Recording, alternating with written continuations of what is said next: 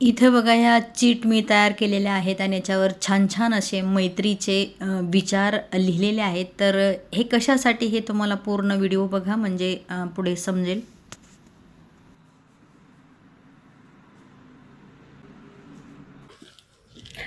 तर इथं मी ह्या चिठ्ठ्या लिहून घेतलेल्या आहेत. अशा मी फोल्ड करते आणि ही काही गुलाबाची फुलं घेतलेली आहेत आणि हे चॉकलेट.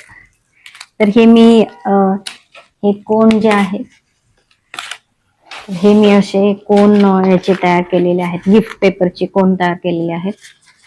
तर त्याच्यातच मी हे फूल, चिठ्ठी आणि चॉकलेट ठेवणार आहे.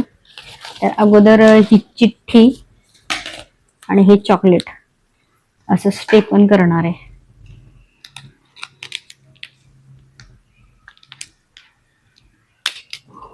असं आणि नंतर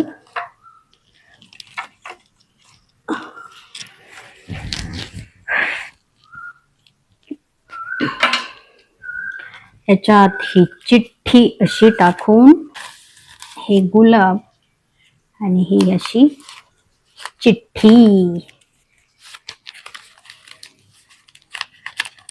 ही अशी मी देणार आहे, अशी पॅक करून. तर ही आयडिया माझी तुम्हाला कशी वाटते नक्की सांगा. तर ही आहे किट्टीसाठी आयडिया केलेली आहे मी. गुलाब जास्त लांब असतील तर थोडे कट करणार आहे मी असे.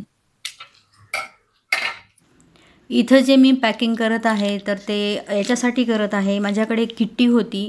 तर काहीतरी वेगळं काही करावं हे सुचत नव्हतं, पण मग काहीतरी वेगळं करायचं होतं. तर असं फार विचार करून करून मी हे ठरवलं की काय द्यायचं. फार मोठं किंवा फार खर्च होईल असं आपण काही देऊ शकत नाही. तर त्याच्यासाठी मी हे DIYचे कोन म्हणजे कोन तर ते घरीच तयार केले होते, जे आपल्याला बुकेसोबत आपल्याला पेपर रॅप करून येतात, तर ते ठेवलेले होते. तर त्याचंच मी ते कोन तयार केले किंवा तुम्ही क्राफ्ट पेपरचे पण कोन करू शकता.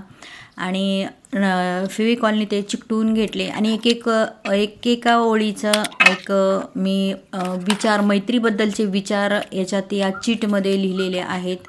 जसं की ही आपली मैत्री कायम राहू दे, मैत्री ही गोड गुलाबासारखी फुलत राहू दे, मैत्री नेहमी चॉकलेटसारखी गोड आणि गुलाबासारखी टवटवीत असावी, असे छोटे छोटे काहीतरी विचार मी लिहिले होते. जेवढ्या मैत्रिणी होत्या तेवढे गुलाब आणि तेवढं चीट मी लिहिले होते. आणि त्या कोनमध्ये मी एक चीट, गुलाबाचं फूल, बडीशेप आणि चॉकलेट असं हे मी माझ्याच मनातून आलेली कल्पना होती. तर मी हे असे तयार केलेले आहेत. हे असे तयार केलेले आहेत मी कोण.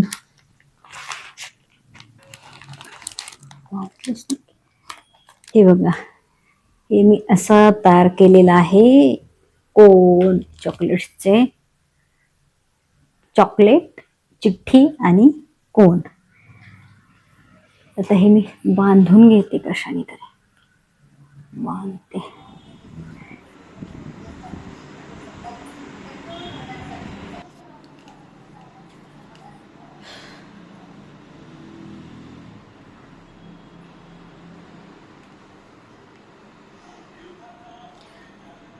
तर तयार झालेली आहे मी BC ला जाण्यासाठी आणि आता निघणार आहे.